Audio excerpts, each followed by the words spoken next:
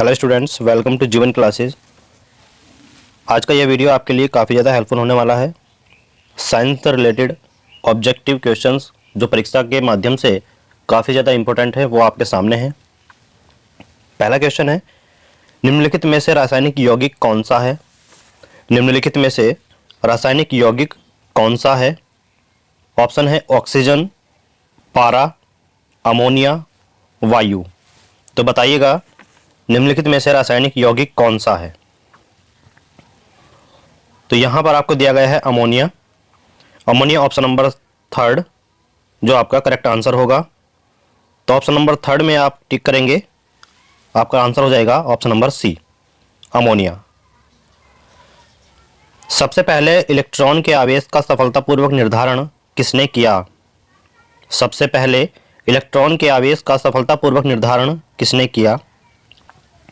Thompson, Rutherford, Millikan या coulomb. तो जल्दी से बताइएगा कि सबसे पहले इलेक्ट्रॉन के आवेश का सफलतापूर्वक निर्धारण किसने किया? तो यहां पर आपका ऑप्शन हो जाएगा ऑप्शन नंबर बी, मिलिकन। तो सबसे पहले इलेक्ट्रॉन के आवेश का सफलतापूर्वक निर्धारण किसने किया था? मिलिकन ने किया था।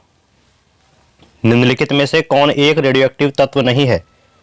निम्नलिखित में से कौन एक रेडियोएक्टिव तत्व नहीं है? तो यहां पर एस्टेनिन, टाइटियम, फ्रांसियम, जर्कोनियम आपको ऑप्शन में दिया गया है।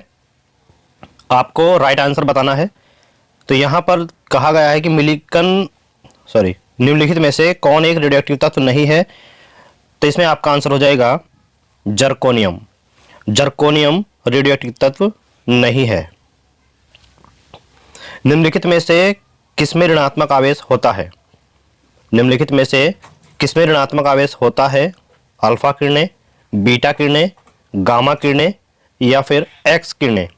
आपको बताना है निम्नलिखित में से किसमें ऋणात्मक आवेश होता है। तो यहां पर आपका ऑप्शन हो जाएगा ऑप्शन नंबर डी, एक्स किरणें। एक्स किरणें जो हैं आपका राइट आंसर नहीं होगा। तो जो स्टूडेंट्स एक्स किरणें लगा रहे हैं वो स्टूडेंट्स अपना आंसर गलत कर देंगे। आपको आंसर लगाना है ऑप्शन नंबर बी, बीटा किरण। तो ऋणात्मक आवेश किसका होता है? बीटा किरण का होता है। बीटा किरण ऑप्शन नंबर बी आपका सही हो जाएगा। एक्स किरणें आपका गलत हो जाएगा।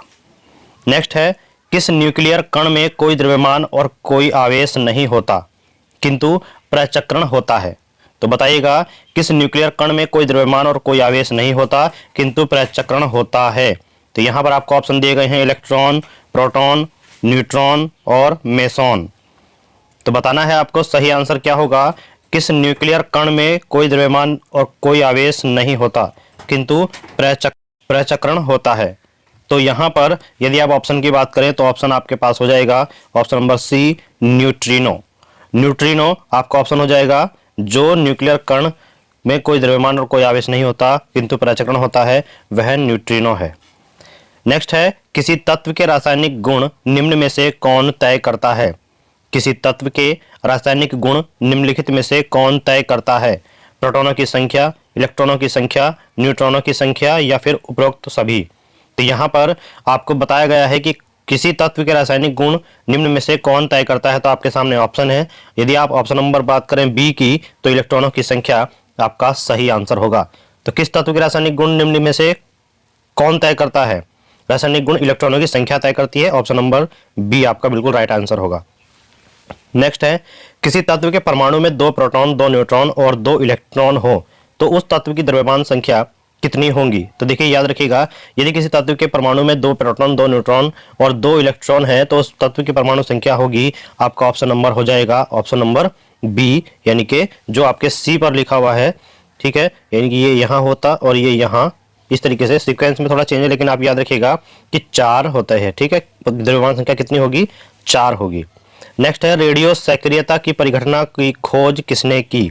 रेडियो सक्रियता की परिघटना की खोज किसने की? तो यहाँ पर आपको ऑप्शन दिए गए हैं Marie Curie, Pierre Curie, Henri Becquerel और जे थॉमसन। तो यहाँ पर आपको बताना है सही आंसर क्या होगा। रेडियो सक्रियता की परिघटना की खोज किसने की? तो यहाँ पर यदि आप ऑप्शन लगा रहे हैं option number C Henri Becquerel, तो आप बिल्कुल राइट हैं। राइट आंसर होगा हेनरी बैकुरल। नेक्स्ट क्वेश्चन है, निम्नलिखित में से कौन सी इलेक्ट्रॉनिक समरूपण धातु तत्व है? तत्व के लिए है, ठीक है। निम्नलिखित में से कौन सी इलेक्ट्रॉनिक संपूर्ण धातु तत्व के लिए है? तो यहाँ पर 2,8, 2,8,7, 2,8,8 और 2,8,8,2 दिया गया है। तो आपको ऑप्शन बताना है कि कौन सी इलेक्ट्रॉनिक समरूपण धातु तत्व के लिए है। तो धातु तत्व के लिए आप याद रखिएगा, धातु तत्व के लिए हमेशा 2,8,8,8,2 होती है। यहाँ पर डी ऑप्शन आपका बिल्कुल सही हो जाएगा, 2,8,8,2। क्लियर है? चलिए नेक्स्ट है, निम्नलिखित में से कौन सा एक परमाणु का भाग नहीं है? निम्नलिखित में से कौन सा एक परमाणु का भाग नहीं है? तो यहां पर आपको ऑप्शन दिए गए हैं इलेक्ट्रॉन, न्यूट्रॉन, प्रोटॉन और फोटॉन। तो जल्दी से बताइएगा, निम्नलिखित में से कौन सा एक परमाणु का भाग नहीं है? तो परमाणु का भाग कौन सा नहीं है? तो देखिए यहां पर आपका आंसर हो जाएगा option number D, photon. Photon परमाणु का भाग नहीं है। यूरेनियम विखंडन की सतत प्रक्रिया को जारी रखने के लिए किस कण की जरूरत होती है? यूरेनियम विखंडन की सततता को जारी रखने के लिए यानी कि कंटिन्यूसनेस को जारी रखने के लिए किस कण की जरूरत होती है? इलेक्ट्रॉन, प्रोटॉन, न्यूट्रॉन या फिर पॉजिट्रॉन? तो यहाँ पर आपको बताया गया है कि यूरेनियम विखंडन की सतत प्रक्रिया यानी कि कंटिन्यूस प्रोसेस के लिए किस कण की जरूरत होती है? तो यहाँ पर आप ऑप्शन नंबर अगर सी लगा रहे हैं न्यूट्रॉन, तो न्यूट्रॉन आपका बिल्कुल सही आंसर होगा। निम्नलिखित में से कौन सा पदार्थ नाभिकीय रिएक्टर में मंदक का काम करता है? तो नाभिकीय रिएक्टर में मंदक का काम कौन करता है? ओजोन, भारी हाइड्रोजन, भारी जल, हाइड्रोजन पेरोक्साइड। तो आपको बताना है कि निम्नलिखित में से कौन सा पदार्थ नाभिकीय रिएक्टर में मंदक का काम करता है। तो यहाँ पर आपका ऑप्शन नंबर सी है भारी जल। भारी जल नाभिकीय रिएक्टर में मंदक का काम करता है। निम्नलिखित रेडियो तत्वों में से किसका उपयोग मनुष्य के शरीर में रक्त प्रवाह की गति के मापन में किया जाता है? तो रक्त प्रवाह की गति का मापन किससे होता है? Radio phosphorus, radio iron, radio iodine या रेडियो सोडियम। तो यहाँ अगर आप ऑप्शन की बात करें तो ऑप्शन नंबर डी के साथ जाएंगे, रेडियो सोडियम। मनुष्य के शरीर के में रक्त प्रवाह की गति को मापने के लिए रेडियो सोडियम तत्व का प्रयोग किया जाता है। नेक्स्ट है, निम्नलिखित में से किसमें शून्य इलेक्ट्रॉन सजातीयता होती है? निम्नलिखित में से किसमें शून्य इलेक्ट्रॉन सजातीयता होती है? Oxygen, nitrogen, chlorine, neon. तो यदि आप बात करें ऑप्शन की तो ऑप्शन में आपको बताना है कौन सा सही होगा कि शून्य इलेक्ट्रॉन सजातीयता किसमें होती है। तो यहाँ पर यदि ऑप्शन की बात करें तो ऑप्शन नंबर डी के साथ जाएंगे और डी के साथ जो भी स्टूडेंट्स जा रहे हैं वो बिल्कुल सही है, नियोन। नियोन में शून्य इलेक्ट्रॉन सजातीयता पाई जाती है। निम्नलिखित में से कौन सा ईंधन न्यूनतम पर्यावरणीय प्रदूषण उत्पन्न करता है? निम्नलिखित में से कौन सा ईंधन न्यूनतम पर्यावरणीय प्रदूषण उत्पन्न करता है? तो यहाँ पर है डीजल, कोयला, हाइड्रोजन, केरोसिन। तो यदि आप ऑप्शन की बात करें तो ऑप्शन नंबर आपका बिल्कुल सही कौन सा होगा ये आपको बताना है। तो यदि आप ऑप्शन नंबर सी के साथ जा रहे हैं, hydrogen, hydrogen option number C आपका बिल्कुल करेक्ट आंसर होगा। आप इसको ध्यान रखिएगा कि न्यूनतम पर्यावरणीय प्रदूषण उत्पन्न करने वाला ईंधन कौन सा है? हाइड्रोजन है। तो ऑप्शन नंबर सी आपका करेक्ट आंसर होगा। किसी तत्व के समस्थानिकों के बीच अंतर किनकी भिन्न यानी कि अलग संख्या की उपस्थिति के कारण होता है? तो यह आपको बताना है। Proton, neutron, electron, photon. किसी तत्व के समस्थानिकों के बीच अंतर किनकी भिन्न संख्या की उपस्थिति के कारण होता है? तो यदि आप ऑप्शन बी लगा रहे हैं तो बिल्कुल आपका आंसर सही होगा। तो आप बिल्कुल सही हैं, ऑप्शन नंबर बी न्यूट्रॉन के साथ जाएंगे। न्यूट्रॉन आपका आंसर हो जाएगा। निम्नलिखित में से किसके उत्सर्जन में संभारिक उत्पन्न होते हैं? निम्नलिखित में से किसके उत्सर्जन में संभारिक उत्पन्न होते हैं? अल्फा किरण, बीटा किरण, गामा किरण या फिर एक्स किरण। तो संभारिक, ठीक है, संभारिक उत्पन्न किसके उत्सर्जन से होते हैं ये आपको बताना है। तो यदि जो स्टूडेंट्स बीटा किरण ऑप्शन नंबर बी के साथ जा रहे हैं तो वो बिल्कुल सही होंगे। ठीक है, बीटा किरण आपका सही आंसर हो जाएगा, ऑप्शन नंबर बी। ताप एवं दबाव की समान अवस्थाओं में विभिन्न गैसों के आयतन किसकी संख्या समान होती है? ताप एवं दबाव में समान अवस्थाओं में विभिन्न गैसों के समान आयतन में किसकी संख्या समान होती है? परमाणु की, मूलक की, अणु की या फिर इलेक्ट्रॉन की? तो आपके सामने ऑप्शन है, आपको सही आंसर देना है। तो ऑप्शन आपका, अगर यदि आप बात कर रहे हैं ऑप्शन नंबर ए की, तो आप बिल्कुल गलत हो जाएंगे। परमाणु की संख्या समान नहीं होती है, आप बिल्कुल गलत हो जाएंगे।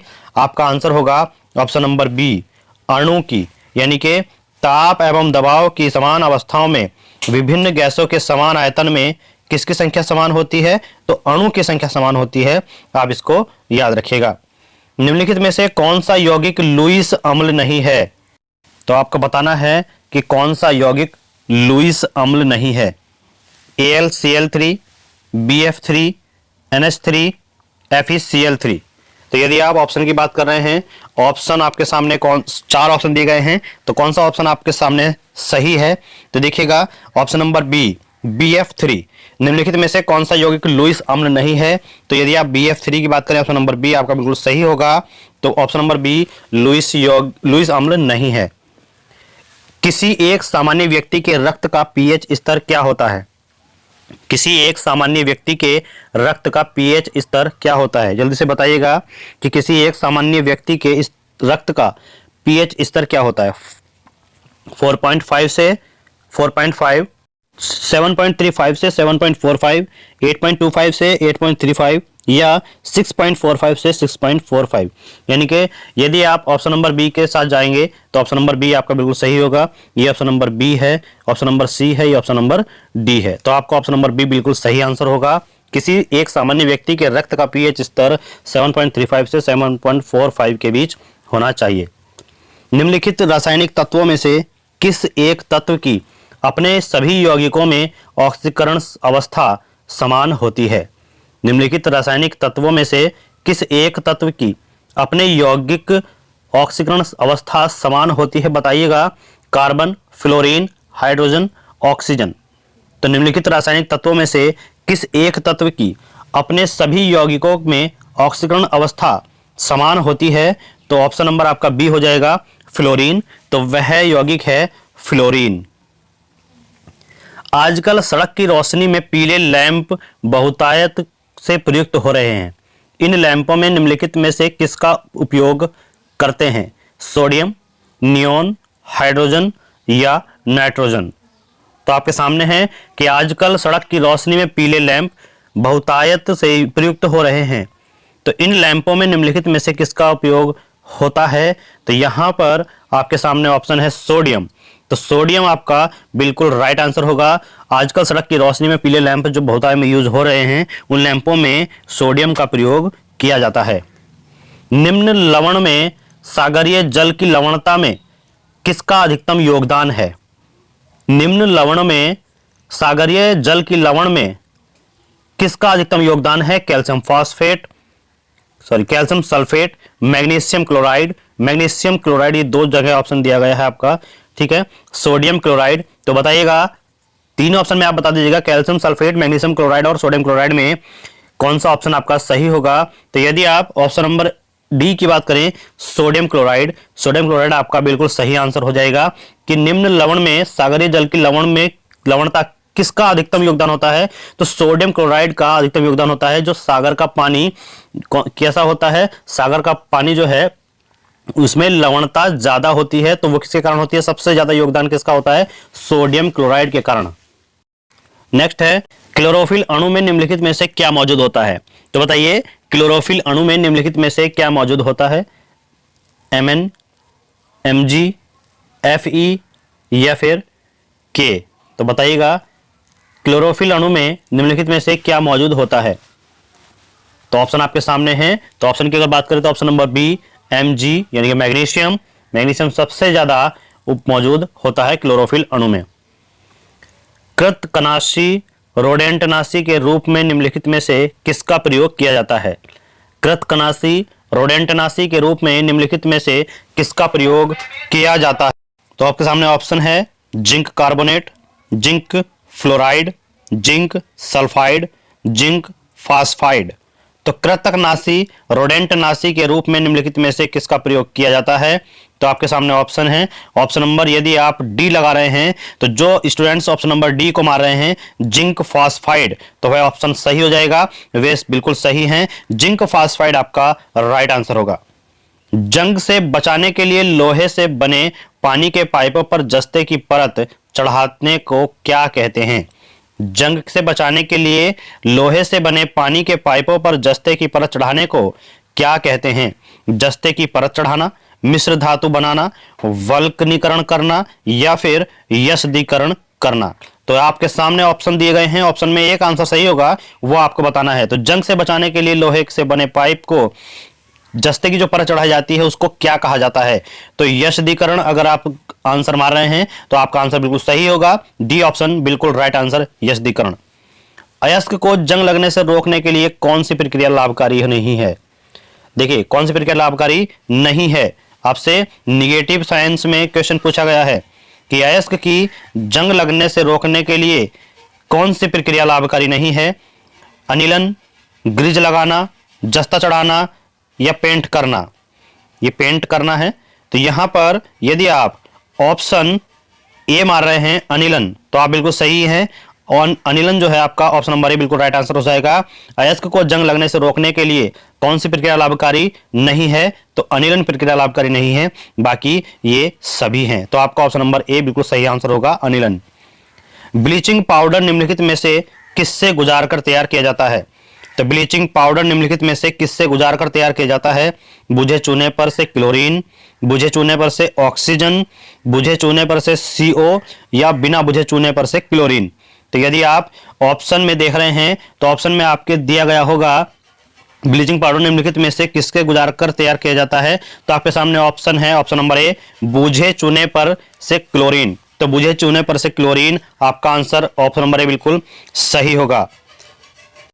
नेक्स्ट क्वेश्चन है, स्टेनलेस स्टील तैयार करने के लिए लोह के साथ कौन सी महत्वपूर्ण धातु उपयोग में लाई जाती है? तो स्टेनलेस स्टील तैयार करने के लिए लोह के साथ कौन सी महत्वपूर्ण धातु उपयोग में लाई जाती है?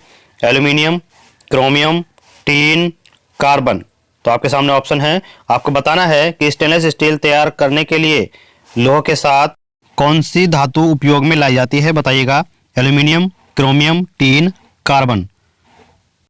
तो यदि आप ऑप्शन नंबर बी क्रोमियम को सही कर रहे हैं तो आपका ऑप्शन बिल्कुल सही होगा, राइट आंसर है क्रोमियम। स्टेनलेस स्टील तैयार करने के लिए लोह के साथ कौन सी महत्वपूर्ण धातु उपयोग की जाती है?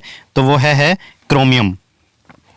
निम्नलिखित में से किस खनिज द्वारा लोहा प्राप्त किया जाता है?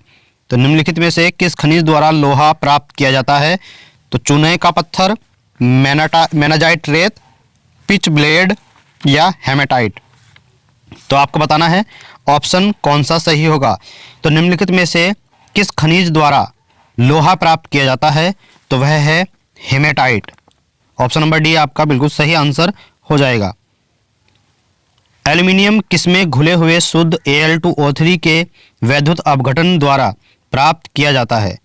एल्यूमिनियम किसमें घुले हुए शुद्ध Al2O3 के विद्युत अपघटन द्वारा प्राप्त किया जाता है? Bauxite, feldspar, cryolite, alumina. तो एल्यूमिनियम किसमें घुले हुए शुद्ध Al2O3 के वैद्युत अपघटन द्वारा प्राप्त किया जाता है? तो आपका ऑप्शन हो जाएगा option number B, cryolite. Cryolite आपका बिल्कुल करेक्ट आंसर होगा, क्रायोलाइट ऑप्शन नंबर बी।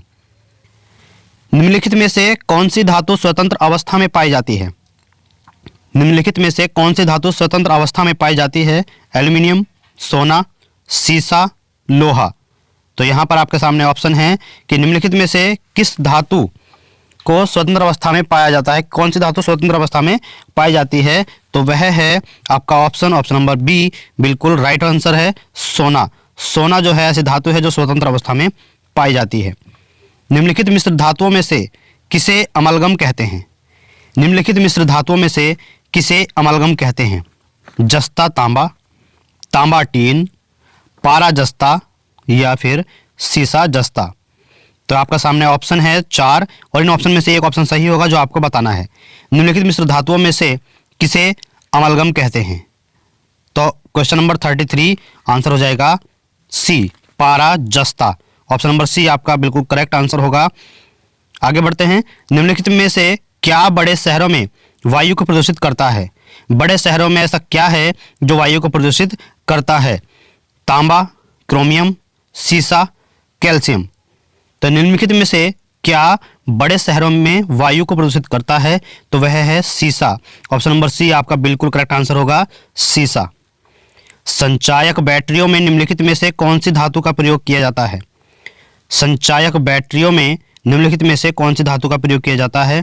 तांबा, सीसा, एल्यूमिनियम, जस्ता।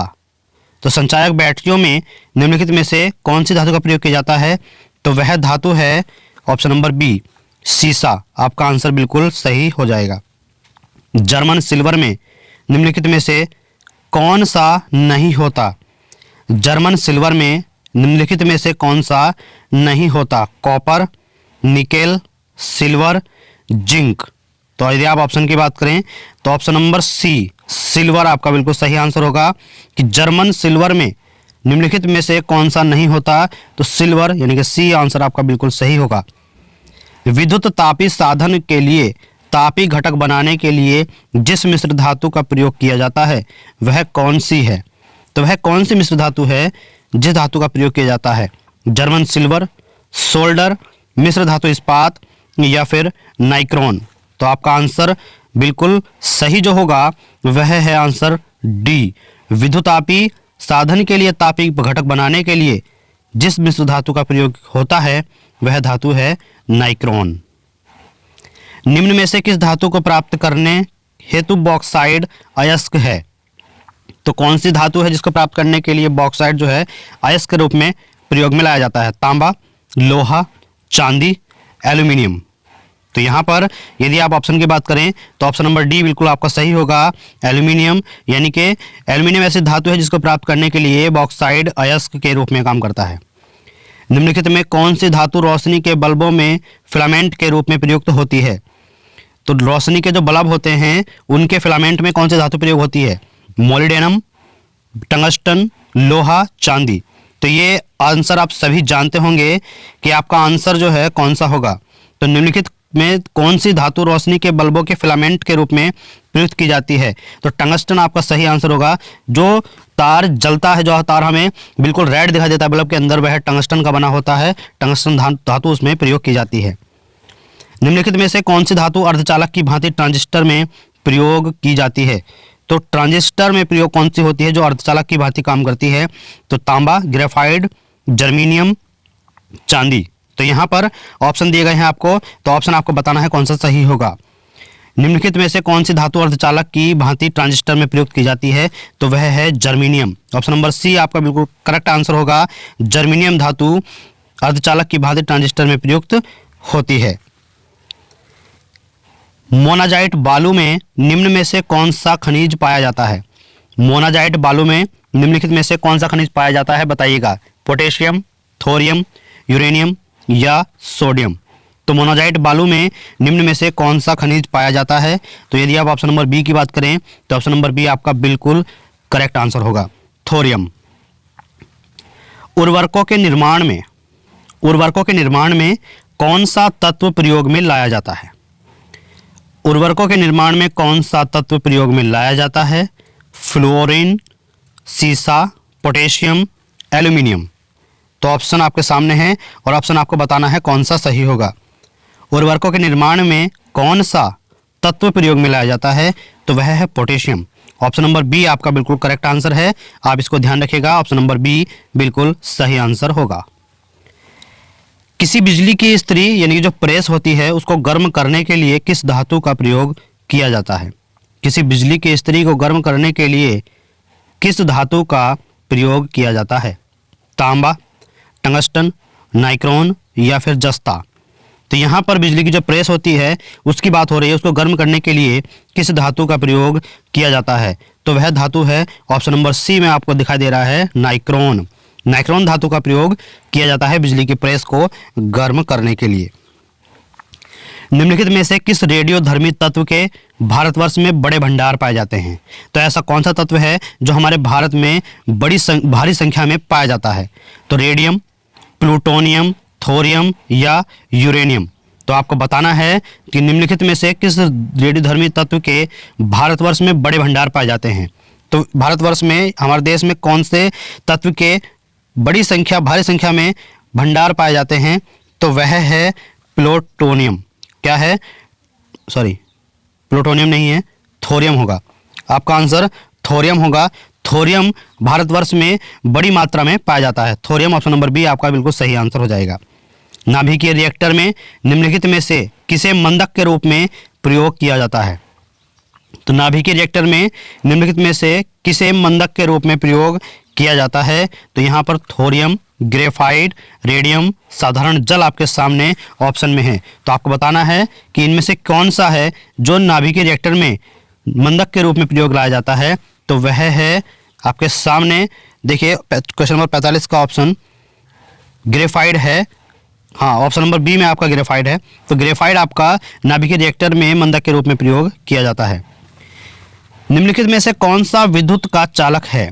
कौन सा विद्युत का चालक है? रबड़, शुद्ध जल, लवण जल या बेंजीन? तो देखिएगा, रबड़ भी नहीं है, शुद्ध जल भी नहीं है, बेंजीन भी नहीं है, सबसे अच्छा लवण जल है। यानी कि देखिए, विद्युत का चालक लवण जल हो जाएगा, आपका सही आंसर होगा। ठीक है, वह तो शुद्ध जल भी आप कह सकते हैं, लेकिन यदि लवण जल है तो लवण जल आपका परफेक्ट करेक्ट आंसर होगा। मुख शोधनों यानी कि माउथ वॉश, देखिए शुद्ध जल नहीं होगा। अगर जल होता तो जल हम कह सकते थे, लेकिन शुद्ध जल नहीं होगा। मुख शोधनों, माउथ वॉश तथा टूथपेस्टों में निम्नलिखित में से कौन सा यौगिक आमतौर पर प्रयोग किया जाता है? तो मुख शोधनों तथा टूथपेस्टों में निम्नलिखित में से कौन सा यौगिक आमतौर पर प्रयोग किया जाता है? तो कौन सा प्रयोग किया जा रहा है? सुहागा, सोरा, हाइड्रोजन पेरोक्साइड, सोडियम क्लोराइड। तो आपके सामने ऑप्शन है 4 और इन 4 ऑप्शन में एक सही है, वो आपको बताना है। तो मुख शोधनों यानी कि माउथ वॉश या टूथपेस्टों में कौन सा यौगिक आमतौर पर प्रयोग किया जा रहा है? वो है सुहागा। ऑप्शन नंबर ए आपका सही हो जाएगा, सुहागा। यूरेनियम के रेडियो एक्टिव विद्युतन के फलस्वरूप अंततः क्या बनता है? रेडियम, थोरियम, पोलोनियम, सीसा। तो यूरेनियम के रेडियो एक्टिव विद्युतन के फलस्वरूप अंत में अंततः क्या बनता है? तो वह बनता है, आपके सामने ऑप्शन है, ऑप्शन नंबर डी, सीसा। सीसा आपका करेक्ट आंसर हो जाएगा, ऑप्शन नंबर डी। फोटोक्रोमेटिक कांच में किसकी उपस्थिति के कारण काला रंग यानी कि गहरा रंग होने का गुणधर्म होता है? फोटोक्रोमेटिक कांच में निम्नलिखित में किसकी उपस्थिति के कारण काला रंग यानी कि गहरा रंग होने का गुणधर्म होता है? रजत ब्रोमाइड, रजत ऑक्साइड, रजत नाइट्रेट या रजत क्लोराइड। तो आपका ऑप्शन हो जाएगा रजत ब्रोमाइड। जो स्टूडेंट्स रजत ब्रोमाइड को मार रहे हैं वो बिल्कुल सही है, रजत ब्रोमाइड ऑप्शन नंबर ए आपका बिल्कुल सही आंसर होगा। जल एक अच्छा विलायक है, यह किसके उच्च होने के कारण होता है? जल एक अच्छा विलायक है, यह किसके उच्च होने के कारण होता है? जल का परावैद्युत स्थिरांक, जल का पृष्ठ तनाव, जल की विशिष्ट ऊष्मा, जल के संलयन की ऊष्मा। तो बताइएगा कि जल एक अच्छा विलायक है तो यह किसके उच्च होने के कारण होता है? तो यहाँ पर ऑप्शन आपके दिए गए हैं। तो ऑप्शन नंबर ए यानी कि जल का परावैद्युत स्थिरांक अगर उच्च हो तो वह जल एक अच्छा विलायक होता है। तो ऑप्शन नंबर ए आपका बिल्कुल सही होगा, ऑप्शन नंबर ए जल का परावैद्युत स्थिरांक।